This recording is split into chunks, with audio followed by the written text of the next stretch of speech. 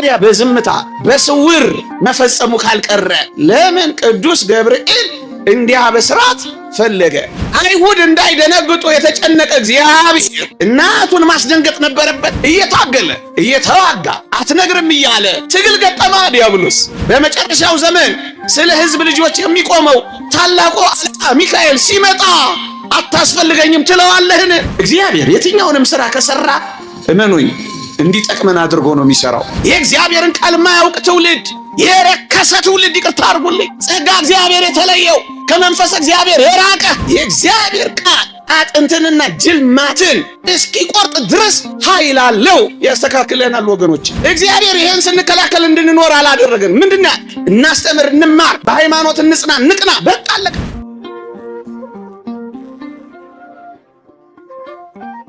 በዝምታ በስውር የፈጸመው እንዳያውቁ አድርጎ የመጣው ለምንድን ነው? ድህነታችን እንዳይቀር ነው። ለምንድን ነው? ደግሞ መዳናችን እንዳይዘገይ ነው። ለምንድን ነው? ወገኖቹን አይሁድ ከክህደት ለመጠበቅ ነው። የዳዊት ልጅ አይደለም ብለው እንዳይክዱ ነው። ለምንድን ነው? ግራ እንዳያጋባቸው ነው። ለምንድን ነው? አጋንንት ከሱ ጋር ከመዋጋት እንዳይሸሽ ነው። ለምንድን ነው? እንዳያበሳጫቸው ነው። ወገኖቼ እግዚአብሔር የትኛውንም ስራ ከሰራ እመኑኝ እንዲጠቅመን አድርጎ ነው የሚሰራው። እየሰማችሁኝ ነው? በጣም ሩሩህ፣ በጣም አፍቃሪ፣ በጣም ወዳጅ ነው እግዚአብሔር። ምንም ነገር ከሰራ እመኑት፣ እግዚአብሔርን ተቀበሉት። እንዲጠቅመን ነው የሚሰራው። በሞቴ ሞትን እንኳን ለጥቅማችን እንዳደረገው አታውቁም? መፍረሳችን፣ መበስበሳችን፣ መሞታችን እንኳን ለጥቅማችን እኮ ነው ያደረገው። እንዴ ይሄንን ተውት። የአጋንንትን ትንኮሳ፣ የአጋንንትን እኔና እናንተንን ማታለል እንኳን ሳይቀር እንዴት አድርጎ ለበጎ እንደቀየረው አታውቁም? እንደውም አንድ አባት በፊት ሲያስተምረን ትዝ ይለኛል። ጋሽ ግርማ ይባላል። እንዴት ታላቅ የእግዚአብሔር ሰው ነበር መሰላችሁ። እንኳን እሰይ እንኳን አዳም በደለ ይልና አዳም ባይበድል ኖሮ እግዚአብሔር እንዴት እንደሚያፈቅረኝ አላውቅም ነበር ይላል። እንኳን በደለ እንዴት እንደሚወደኝ እግዚአብሔርን አወቅኩት፣ ተሰቀለልኝ። እንዴት እንደሚያፈቅረኝ አወቅኩት፣ ሞተልኝ። እንዴት እንደሚወደኝ አወቅኩት፣ ሰው ሆኖ ተገለጠልኝ ይላል። ለበጎ አድርጎ ይቀይረዋል። ክርስቲያኖች እግዚአብሔርን እናምነዋለን። ለዚህ ነው በስውር የፈጸመው። ጥቂት ነጥቦች ላንሳና ትምህርቴን ወደ መጠቅለል እሄዳለሁ። ወገኖቼ እንኳን ከአይሁድ እንኳን ከአጋንንት ከዚች ዓለም ገዦች የአባቶቻችን መጽሐፍ ምን ይላል? በአርያም ካሉ መላእክት እንኳን የቃልን ምስጢር ያወቀ የለ፣ የመምጣቱን ምስጢር ያወቀ የለም ይላል። ከመላእክት እንኳን ሰውሮታል። ወገኖቼ ከመላእክት እንኳን ሰውሮታል። እንዴት አድርጎ ሰወረው? በጣም የሚደንቅ ነገር ሊቃውንት ይናገራሉ። ምን ይላሉ? ቅዱስ ዮሴፍን አጠገቧ በማቆም ይሄን ምስጢር ሰወረው ይላሉ። ወንድ አጠገቧ አቆም። አያችሁ እግዚአብሔር። ደግሞ አለው ድንግል ማርያም ያለ ዘር ጸንሳ በድንግልና ወልዳ በዘላለማዊ ድንግልና ጸንሳ እንደኖረች አጋንንትም አይሁድም እንዳያውቁ እንደምን አድርጎ ሰወረው ካላችሁ ወይ ቅዱስ ዮሴፍ የሚባል አንድ ወንድ አጠገቧ አቆመ። ስለዚህ የሚመስላቸው ምንድን ነው? እንደመሰላቸው የዮሴፍ ልጅ መሰላቸው። የጸነሰችው ከሱ መሰላቸው። ወገኖቼ ዛሬም ድረስ አንዳንድ መናፍቃን እዚህ ሐሳብ ላይ ተቸክለዋል። እንዴት ያሳዝናል! ከዮሴፍ ልጆች ወልዳለች ብለው ጨክነው እስኪናገሩ ድረስ ሆነዋል። ምዕመናን በቅዱስ ዮሴፍ መታጨት ውስጥ ይህንን ምስጢር ሰወረው፣ ጠባቂ አድርጎ ሰወረው። ለዚህ እኮ ነው ታስታውሳላችሁ፣ ቅዱስ ገብርኤል ሲያበስራት በሞቴ ቅዱስ ዮሴፍ እኮ አጠገቡ አለ። መጣና ቅዱስ ገብርኤል አበስራት፣ ወንድ ልጅ ትወልጃለሽ አላት።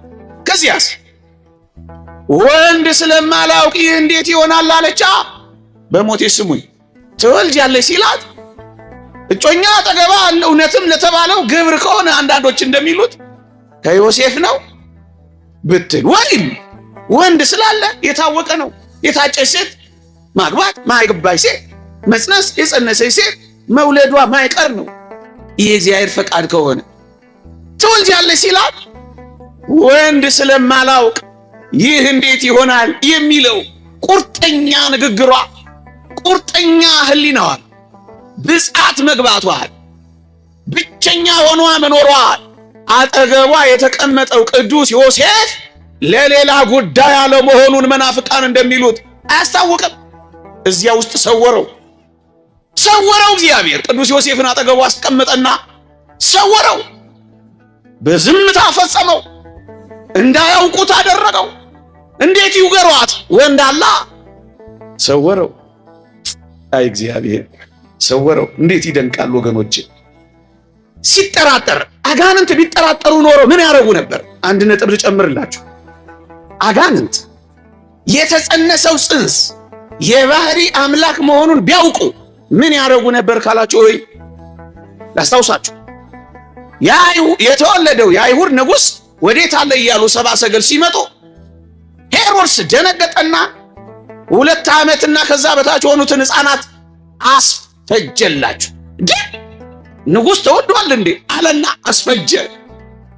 እንግዲህ ተወልዷል የሚል ሲሰማ 144 እልፍ የቤተልሔም ሕፃናትን ካስፈጀ ተጸንሷል የሚለው ቢሰማና ቢጠራጠር ምን ያደርግ ነበር ካላችሁ ወይ የጸነሱ ሴቶችን በሙሉ ሰብስቦ ያስፈጅ ነበር። ለዚህ ነው የሰወረው። ያንተ የኔ የሁላችን ድህነት እንዳይቀር ነው እግዚአብሔር የሰወረው። ከዚህች ዓለም ገዢዎች አንዱ እንኳን ይህን ጥበብ አላወቀው። አውቀውትስ ቢሆን የክብርን ጌታ ባልሰቀሉትም ነበር። ሰወረው። ምዕመናን ሌላ ነጥብ ልስጣችሁ። ሌላ ነጥብ አሁንም ሌላ ነጥብ በሞቴ እንደው ትንሽ ተጠቅማችሁ ይሆናል አስቡ። አጋንንት አይሁድ በተለይ አጋንንት ቢያውቁ ኖሮ ምን ያደርጉ ነበር? ቢጠራጠሩ ኖሮ ምን ያደርጉ ነበር? ላስታውሳችሁ። በዚህ በትንቢተ ዳንኤል ምዕራፍ 10 ላይ ነቢዩ ዳንኤል ክርስቶስ ሰው ስለመሆኑ ራእዩን ሊገልጽለት ቅዱስ ገብርኤል ለነቢዩ ለዳንኤል ራእይ ሊገልጽለት ወደ ነቢዩ ዳንኤል ሄደ ይላል። የፋርስ አለቃ መንግስት ግን 21 ቀናት ተቋቋመኝ ይላል ቅዱስ ገብርኤል ትንቢተ ዳንኤል ምዕራፍ 10 ላይ ልድገመው። የፋርስ አለቃ መንግስት ግን 21 ቀናት ተቋቋመኝ ይላል። በሞቴ ራእዩን ሊገልጽለት ሲሄድ ተጠራጥሮ የፋርስ አለቃ መንግስት ግን የሚለውን ሊቃውንት አጋንንትና ሰራዊት አጋንንት ቅዱስ ገብርኤልን ይዋጉት ጀመር። ለምን? ራእዩን እንደሚገልጽለት ተጠራጥረው እና ምን ይላል? 21 ቀናት አዘገዩኝ ይላል። ደግሞ አለው 21 ቀናት አዘገየኝ ይላል። እየታገለ እየተዋጋ አትነግርም እያለ ትግል ገጠማ ዲያብሎስ 21 ቀናት አዘገየኝ ይላል። በሞቴ ለራእዩ አጋንንት እንዲህ ከታገሉ ያለ ዘር መጸነሱን ራእዩ መፈጸሙን በድንግልና መወለዱን ቢያውቁ ኖሮ እንዴት ይታገሉ እንደነበር አስቡ። ያዘገዩት ነበር ድህነታችን። ለዚህ ነው እግዚአብሔር በዝምታ በጸጥታ የፈጸመው። እዚህ ጋር ግን አንድ ነገር ሰንቀር አድርጌ ልለፍ። የፋርስ አለቃ መንግስት ግን 21 ቀናት ተቋቋመኝ ይላል። ከዛ ይቀጥልና ምን ይላል መሰላችሁ? ቅዱስ ገብርኤል ከአለቃችሁ ከሚካኤል በቀር የሚያጸናኝ የለም ይላል። ቅዱስ ሚካኤል መጣለት ለቅዱስ ገብርኤል። ከዛስ አጋንንትን ሰራዊት አጋንንትን አዋረደ። ቅዱስ ገብርኤል ራእዩን ለመንገር ወደ ዳንኤል በረረ። ቅዱስ ሚካኤልስ ተዋጋቸው፣ አዋረዳቸው። ወገኖቼ እኔ እዚህ ጋር መናገር የምፈልገው ነጥብ ምን መሰላችሁ? እንኳን ለኔና ለእናንተ ለደካሞቹ ለመልአከ ብስራት ለቅዱስ ገብርኤል እንኳን ሳይቀር ቅዱስ ሚካኤል አስፈልጎታል። መልአክ አስፈልገው። መልአክ አያስፈልገኝም ልትል የምትችል አንተ ማን ነው የምትሆን? ቅዱስ ገብርኤል እንኳን ይሄንን ካለ ካለቃችሁ ከሚካኤል በቀር የሚያጸናኝ የለም ካለ አንተ ማን ሆነ ነው ሚካኤል ምንድን ነው የምትለው? መልአክ አያስፈልገኝም ለማለት ትደፍራለህን? ይሄን ትዕቢት አትተውምን? ይሄን ድፍረት አትተውምን? ሰዎች ሁሉ ሊድኑና እውነትን ወደ ማወቅ ሊደርሱ በሚወድ በእግዚአብሔር ዘንድ ደስ የሚያሰኝ ጸሎትና ልመና ምልጃቸው አያስፈልገኝም ትላለህን? በመጨረሻው ዘመን ስለ ሕዝብ ልጆች የሚቆመው ታላቁ አለቃ ሚካኤል ሲመጣ አታስፈልገኝም ትለዋለህን? በለው። አንተ አታፍርም ትለዋለህ። እኔ በቃለሁ ሚካኤል ልትለው እኮ ትደፍራለህ፣ አታፍርም። ሁሉ ይድኑ ዘንድ ለማገዝ የሚላኩ መናፍስት አገልጋዮች አይደሉምን ይላል ስለ መላእክት ሲናገር። ዕብራውያን ምዕራፍ 1 ቁጥር 14 መዳንህን እንድትወርስ ለማገዝ ሲመጣ አልፈልግም በለው እስኪ። እመኑኝ እንደዚህ እኮ ነው እያሉ ያሉት። ስለ ሕዝብ ልጆች የሚቆመው ታላቁ አለቃ ሚካኤል ይነሳል። አጋንንትን የሚያሳፍርልን ሚካኤል፣ ከዲያብሎስ ጋር የሚዋጋልን ሚካኤል፣ የጠላትን ክንፉን የሚሰብርልን ከእግሮቻችን የሚጥልልን ሚካኤል፣ ስለ ሙሴ ሥጋ ሲከራከር ሰይጣንን እግዚአብሔር ይጣላ ያለው ሚካኤል አያስፈልገኝም የሚል ትውልድ ተነስቷል። አያሳዝንም? እንኳን ቅዱስ ሚካኤል አንተ ለእኔ እንደምታስፈልገኝ አያውቅም፣ እኔ ለአንተ እንደማስፈልግ አታውቅም። ምን አይነት ትውልድ እንደተነሳ! ትዕቢተኛ ትውልድ፣ እቦይ ትውልድ፣ የእግዚአብሔርን ቃል የማያውቅ ትውልድ፣ የረከሰ ትውልድ። ይቅርታ አድርጉልኝ፣ ጸጋ እግዚአብሔር የተለየው ከመንፈስ እግዚአብሔር የራቀ ወንበዴ። ይቅርታ ለቋንቋዬ፣ መሳደቢያ አይደለም፣ እውነት ነው። እንተዋወቃለን። መላእክትን ሲሳደቡ ማያፍሩ፣ ድንግል ማርያም ላይ አፍ ሲከፍቱ ማያፍሩ፣ መሠዊያውን ሥጋውና ደሙን የምናከብርበትን ሲሳደቡ ማያፍሩ፣ እግዚአብሔርን ሲሳደቡ በቅዱሳን ላይ አፍ ሲከፍቱ ማያፍሩ፣ የዲያብሎስ አፍ ያላቸው ምን ማድረግ ይቻላል? ይህንን ልናስቆመው ግን አንችልም። ምእመናን፣ ይሄ ይቀጥላል። አትደንግጡ፣ አትታወኩ፣ አትበሳጩ። ይልቅ ቀኑ እየቀረበ እንደሆነ ወቁ። ትንቢታቱ እየተፈጸመ እንደሆኑ ተረዱ። እግዚአብሔርን ማደሪያውን ይሳደብ ዘንድ አፍ ተሰጠው የሚለው ቃል ታዲያ በዚህ ካልተፈጸመ በምን ሊፈጸምልህ ነው? በምን ይፈጸም? እንዳይፈጸም ልከለክለው እችላለሁ? እኔ ማን ነኝ? እንዳይፈጸም ሊከለክሉ ይችላሉ መምህር? እሳቸው ማን ናቸው? አይቻልም። ይልቅ በሃይማኖት ጽና፣ ይልቅ በምግባር ቅና፣ ይልቅ እውነተኛ ነው ያስከው በርታ። የሚቃወሙ አጋንንትን ባለማወቅ ሰወራቸው ይላሉ አባቶቻችን። ሰውሯቸዋል። መላእክትንም ሰወራቸው፣ በዝምታ ፈጸሙ። የእናንተን ጉልበታችሁ ወገባችሁ እየተንቀጠቀጠ ጉልበታችሁ እየደነዘዘ እዚህ የተቀመጣችሁትን ብዙ ቁም ነገር አታድርጉት። አቆማችሁን ይህ እግዚአብሔር ቃል ነው። ይህ ያድሳል። እኔና እናንተ ባይገባን እንኳን ይባርከናል፣ በእውነት ይባርከናል። አጋንንት በዚህ ውስጥ መኖር አይችልም።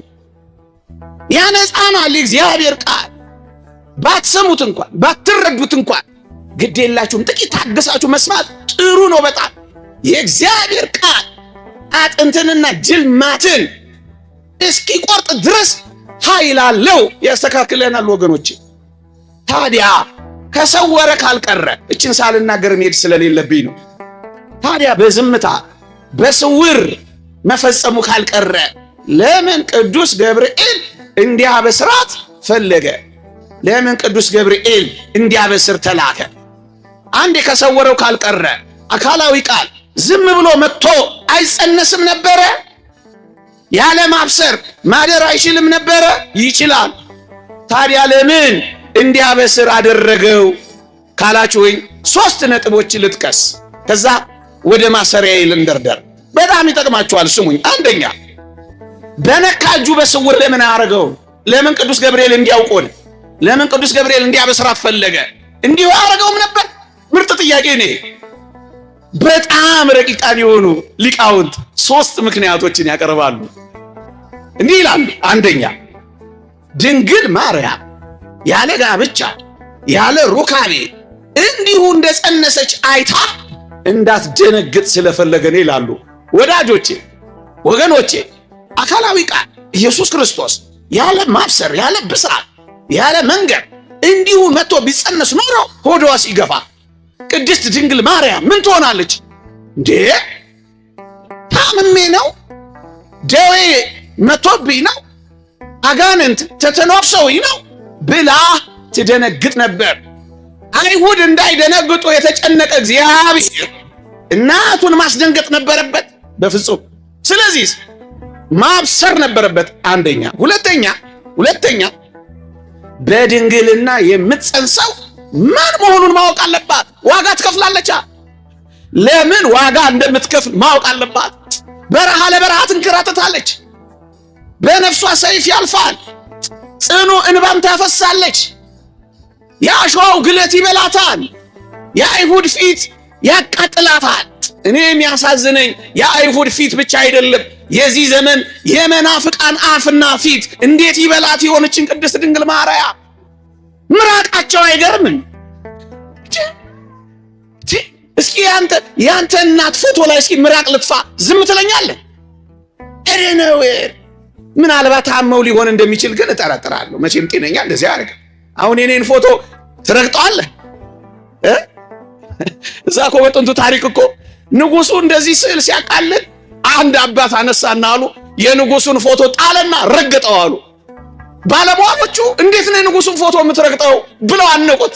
እንግዲያውስ የጌታዬ የኢየሱስ ክርስቶስንም ስዕል ለምን ረገጣችሁት አላቸዋል። የንጉስ እስኪ ርገጠው፣ እስኪ እዚህ የተሰቀለ የጠቅላይ ሚኒስትሩን ባነር እስኪ ቅደደው፣ ሂድ ፍሬው ቅደደው፣ እስኪ ተቀምሳታል። ነው አይደለም? ነው አይደለም? ነው አይደለም? እውነታው ነው። ምድር ላይ እንኳን ወንድ ነህ። ምናልባት ቅድም ያልኳችሁ ነገር ግን እንደሚኖር እርግጠኛ ነኝ። የትኛው የስድቡ አፍ የምራቁን የትኛው እንዳትደነቁ። ከዚህ የበለጠ ነው። በክፋት እየባሰ ይሄዳል። በክፋት እየባሱ ይሄዳሉ። በቃ አትደነቁ፣ አትደነቁ። እግዚአብሔር ይሄን ስንከላከል እንድንኖር አላደረገን። ምንድነው? እናስተምር፣ እንማር፣ በሃይማኖት እንጽና፣ ንቅና። በቃ አለቀ። ከዛ ራሱ ይጠፋል፣ እግዚአብሔር ያጠፋዋል። ሁለተኛ በድንግልና የምትጸንሰው ማን መሆኗን እንድታውቅ ነው። ዋጋ ትከፍላለች። ሶስተኛ ነፃ ፈቃዷን ለመጠየቅ ነው በሞት። ይሄ ደግሞ አስደናቂ ምክንያት ነው። እዩ ዝም ብሎ መጥቶ ትወልጅኛለሽ ማለት ይችላል አይችልም? ይችላል። እግዚአብሔር እኮ እንኳን እግዚአብሔር ይኸው ንጉሥ ችሎ የለ እንደ መከራ እያበሉ በዓለም ላይ በሙሉ እንደሱ አይደል? ከፍ ያለ ዝቅ ያለውን እንደሱ አይደል እንዴ? አለቃ ምንዝሩን እንደሱ አይደል እንዴ? እግዚአብሔር ግን እንዲህ አይነት ጉልበተኛ እንዲህም አይነት እብሪተኛ አይደለም። አስወድዶ አስፈቅዶ አስለምዶ እሺ አስብሎ እኮ ነው የሚጸነሰው። እንዴት የሚደንቅ ትሁት አምላክ ነው እናንተ። ነፃ ፈቃዷን እሺ ማለት አለባት። እሺ እሱ ስለመረጣት ብቻ ሳይሆን እሷ መምረጥ አለባት። እሺ ሌሎችን ድህነቶች እሺ ካስባለ ይሄንን በግብታዊነት እጅ ጠምዝዞ ያደርገዋል? አያደርገውም። እናስ እሺ ያስብላታል። ነፃ ፈቃዷን መስጠት አለባት። ይሁን ማለት አለባት። አሜን ማለት አለባት። እንደውም አንድ ሊቅ ምን ይላል? ሰማይን ምድርን ፍጥረታትን ሲፈጥር እግዚአብሔር ነበር ይሁን ያለው ይልና አሁን በአዲስ ኪዳን ሰውን ሲፈጥረው ግን ይሁን ያለችው እናቱ ናት። ምን ብላ? ይሁንልኝ። ለዚህ ሶስት ምክንያት ነው ቅዱስ ገብርኤል የተላከው። ልድገመው እንዳትረሱት፣ ልድገመው እንዳትዘነጉት። አንደኛ እንዳትደነግጥ። ጽንሱ የመጣው ከሰይጣን መተነኳኮስ ከበሽታ መስሏት እንዳትደነግጥ። ሁለተኛ ማን መሆኑን እንድታውቅ ዋጋ ትከፍላለችና። ሶስተኛ ነፃ ፈቃዷን በእሽታ በይሁንታ መስጠት አለባት። አሜን ማለት አለባት። ትምህርቴ ልጠቅልልበት 5 ደቂቃ ብቻ። ሌላ ብዙ ማብራሪያ በጣም ብዙ ነጥቦችን ማንሳት ይቻላል። እኔ ግን መጠቅለያ ይሄን ላድርገው። ከዚህች ዓለም ገዢዎች አንዱ እንኳ ይህን ጥበብ አላወቀውም። አውቀውትስ ቢሆን የክብርን ጌታ ባልሰቀሉትም ነበር። ወገኖቼ እኛ ኦርቶዶክሳውያን የምንረዳበትን አእምሮና ዕውቀት እንግዲህ ተረዱ። ምን ይላል አባቶቻችን? አይሁድም፣ አጋንንትም፣ መናፍቃንም፣ አሕዛብም ኢየሱስ ክርስቶስ ጎን በተለይ አይሁዳውያን ኢየሱስ ክርስቶስ ጎኑን ሲወጉት ሲያዩ እነሱ የሚያውቁት እንዳቆሰሉት፣ እንዳሳመሙት፣ ጎኑን እንደከፈቱት፣ እንደጎዱት ብቻ ነው የሚያውቁት። እኛስ ኦርቶዶክሳውያን የኢየሱስ ጎን በጦር ሲወጋ ምንድነው ያወቅነው? ምንድነው የተረዳነው ካላችሁኝ፣ የሱ ጎን ሲወጋና ጎኑ ሲከፈት የገነት በር እንደተከፈተ እናውቃለን ይላል ቅዱስ ኤፍሬም። የገነት በርን የተከፈተልን በቁስሎቹ ውስጥ የመግባት ጸጋ ነው ያገኘነው ይላል ቅዱስ ኤፍሬም። እኛ የምንረዳው እንደዚህ ነው ወገኖቼ። አይሁድ፣ አሕዛብን፣ መናፍቃንን ኢየሱስ ክርስቶስ የመጨረሻውን እስትንፋስ መስቀል ላይ ሲተነፍስ ሲያዩት ያበቃ የሞተ ነበር የመሰላቸው። እኛ ኦርቶዶክሳውያን ምን እንረዳለን በዚህ ውስጥ ካላችሁኝ፣ በሞቴ ኢየሱስ ክርስቶስ መስቀል ላይ ስለኔና ስለናንተ ፍቅር የመጨረሻውን እስትንፋስ ሲተነፍስ እኛ ኦርቶዶክሳውያን ምን እንደምናውቅ ታውቃላችሁ? የመጀመሪያውን የህይወት እስትንፋስ እንደገና እንደ አዲስ መጀመራችንን እናውቃለን። የሱ የመጨረሻ እስትንፋስ የኛ የመጀመሪያ እስትንፋስ ቢሆን ይሄንን እናውቃለን። ኦርቶዶክሳዊነት የሚያውቀው ዕውቀት ከአይሁዳዊነት፣ ከአሕዛብነት፣ ከአረማዊነት፣ ከመናፍቃን በጣም የተለየ ነው። እነርሱ በመስቀል ላይ ክርስቶስ እንደሞተ ብቻ ያውቃሉ። እኛስ መስቀል ላይ ምን እናውቃለን ካላችሁኝ፣ እውነት ነው ኢየሱስ ክርስቶስ ሞቷል፣ ዲያብሎስ ግን ተገሏል። እደግመዋለሁ፣ ዲያብሎስ ተገሏል፣ ኢየሱስ ክርስቶስ መስቀል ላይ ሞቷል። ለዚህ እኮ ነው አንዳንዶች አባቴ የተገደለበት መስቀል ለዚህ አይደለም፣ ዲያብሎስን በመስቀል ላይ ጠርቆ ነው ያስወገደው። ዲያብሎስን የመግደያ መሳሪያ ነው የሆነው መስቀል። እግዚአብሔር እንዴት እንደቀየረው ተመልከቱ። መርገምን መሻሪያን ያደረገው ስለኛ እርግማን ሆኖ መርገምን ነው የሻረልን። የመርገሙን መሳሪያ የበረከት አደረገና ቀየረልን። ማፈሪያ ያሉትን መኩሪያ አደረግነውና ጉልላት ላይ አሰቀለን። በምን ቋንቋ እንግለጽ? ቃላት የለንም፣ ማብራሪያ የለንም። ቀየረው። ይሄንን ነው የምናውቀው። በጣም የሚገርም ነገር ልንገራችሁ። በተለይ መናፍቃ፣ በተለይ አሕዛብ አንድ የሚገርም ጥያቄ አላቸው። እናንተ እኮ የሞተ ነው የምታመልኩት ይላሉ። መነሳቱን ማወቅ አይፈልጉ። ለምን እንደሞተ አይገባቸውም። ቅድም እንዳልኳችሁ የተሰወረበት ሕዝብ ነው። አንተ ግን ይቅርታ ለቋንቋዬ ደፍሬ በመናገሬ ክብር ለአባቶች ይግባ እንጂ አንተ በርቶልህ ነው እዚህ የተሰበሰብከው። ያልበራላቸው ናቸው ይሏል። the enlightened one የበራላት ያቺ ሴት ትዝ አትላችሁ? ገብቶናል። ገብቶን ነው የምንጮኸው። ገብቶን ነው የምንናገረው። አምነን ነው የምንጮኸው። ሳይገባን አይደለም። ምን ኢየሱስ ፈራ፣ ደነገጠ፣ ተከዘ የሚል ሲያነቡ መጽሐፍ ቅዱስ ላይ የፈራ የተከዘ የደነገጠ ያዘነ ነው እንዴ የምታመልኩት ብለው ሊጠይቁን ይሞክራሉ። እኛ ግን በዚህ ሐሳብና በዚህ ጥያቄ ውስጥ ኦርቶዶክሳዊነት ምን እንደሚያውቅ ታውቃላችሁ?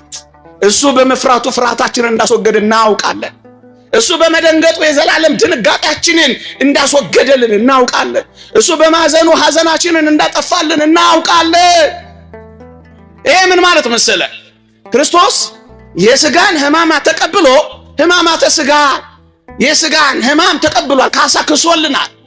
ለሥጋ ብቻ አይደለም፣ ቆሰለ፣ ታመመ፣ የሾህ አክሊሉ፣ ጅራፉ፣ ንቅሳቱ፣ ችንካሩ እነዚህ ካሳ ክሶልናል። ለሥጋ የሥጋ ብቻ አይደለም፣ የነፍስን ካሳ በምን ካሰ ካላችሁኝ፣ የነፍስ ሕመም መፍራት ነው።